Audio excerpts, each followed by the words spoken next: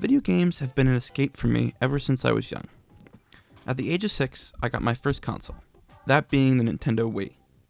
I spent countless hours playing games like Wii Sports, New Super Mario Bros. Wii, and even some cheap third-party games like Star Wars The Clone Wars, Republic Heroes, Wall-E, and Space Camp. My favorite, though, was probably a game called Help Wanted, a mini-game collection where you have to try to save the world from impending doom via a gigantic, world-destroying meteor. That game definitely scared me as a child. From there on out, I was set. Video games allowed me to unwind after a stressful day and connect with friends and family. PC and Nintendo Switch are where I really got hooked on the video games concept. I loved my computer as it allowed me to play pretty much every non-exclusive game on the market, including a plethora of indie games that I could sink countless hours into. My Switch really solidified my love of Nintendo after the failure of the Wii U, which I've now come around to appreciate more. That being said, I was always scared of the future of video games. There was something lurking in the shadows that I couldn't deny any longer. Virtual reality was coming, and it was here to stay. I was genuinely taken aback by this. I loved games, and I loved the idea of playing them in a new way, but I did not want consoles to be replaced. There was something too appealing about sitting down on your couch, controller in hand, platforming around as Mario, or going on a grand adventure as Link. VR just didn't, and still doesn't really, have that kind of experience. Virtual reality games are usually first-person and often adventure games. This clashed directly with the type of games I liked. I largely prefer 2D games, but even some of my all-time favorites like Super Mario Odyssey, while 3D, were third-person. When I play a game, I'm not doing so to be immersed in a hyper-realistic world. I just want to have fun. VR was a threat to the gaming that I loved. If the future of video games was standing around, slashing away at enemies, while wearing a clunky, cumbersome headset, then I'm out. That kind of thing just doesn't appeal to me. As of the year 2024, the Meta Quest 2 has sold over 20 million units, and the Quest 3 released less than a year ago. VR is a huge share of the video game market today, and more big-budget games are being announced and released now than ever. Asgard's Wrath 2 released alongside the Meta Quest 3 to critical acclaim, and just recently, a new installment in the Batman Arkham franchise was announced as a Quest 3 exclusive. And you know what? I'm okay with all of this. I no longer see virtual reality as a threat to what VR gamers call flat-screen games. I have been proven wrong. VR is not the future of video games. It's simply a new way to play. I recently acquired a MetaQuest 2 as a hand-me-down from a buddy of mine, and honestly, I get it now. VR may be a replacement for consoles for some people, but for me, it's an entirely different experience. VR allows me to play games that you otherwise wouldn't be able to on console. For example, one game I've been playing a lot of is Walkabout Mini Golf.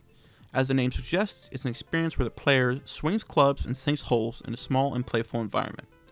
Something like this was only possible on the Wii, or on PlayStation or Xbox's rip-offs if you count those. Even though you cannot get nearly as immersed in the world around you like you can in VR. Like I said earlier, I would never prioritize immersion over gameplay. But this doesn't do that. The immersion simply adds to the experience. There's something truly magical about looking up at the hole ahead of you, taking a few practice swings before taking your shot and getting a hole in one. It's unlike anything I have ever experienced in a game before.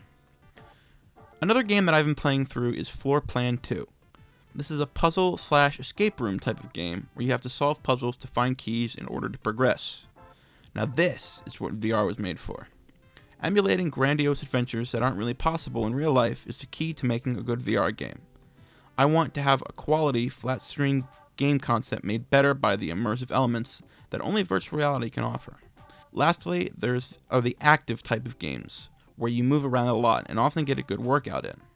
I played a lot of 11 table tennis, which is really quite self-explanatory. The physics feel really good, and it's overall a great experience. But it's something that you can't just do on consoles, and if you could, you probably wouldn't want to.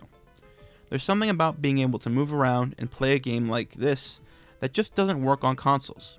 It definitely has to do with the controls, but also how you can look around the room that you're really in and feel like you're in another world. I don't usually play games for immersion, but I'll make an exception in this case. I would also lump in Ragnarock in this same category. It's a Nordic-inspired rhythm game where you smash drums with mallets. Notes move towards you in 4 rows, kind of like in Guitar Hero. The music is fantastic Viking heavy metal, which is definitely great, but the fun of the game really comes from how you have to move your body around to play. It feels really, really good to be able to move around while playing video games. I often find it hard to motivate myself to get up and exercise, but games like these really get me going. There are still big budget, combat based games with an emphasis on immersion. These games sell the systems, after all. I think what the general public wants out of VR games is that immersion and the replacement of less immersive games. It just seems like the logical step forward. I'm here to tell you that this is not the case. With every game, there will be a loss. Sometimes this loss is minor, and in other cases, it is major. I think switching over from console to VR exclusively offers too many losses, and people will surely miss their console experiences. At least for now, VR is not capable of replicating massive games like Elden Ring, or even smaller experiences like Undertale. I hope VR never replaces traditional games, and honestly, I doubt it will. There's a lot to be gained from VR, but there's also too much to lose if the way of consoles goes south. I believe that sooner or later, people will realize this. Thank you so much for watching. If you liked the video, be sure to hit the like button and check out my other videos on the channel. Last year, I shifted focus away from card games and adapted the channel to a more video game focused one. If you like mini video essays and rants about video games, then my channel might be a good one for you. Until next time, see you later.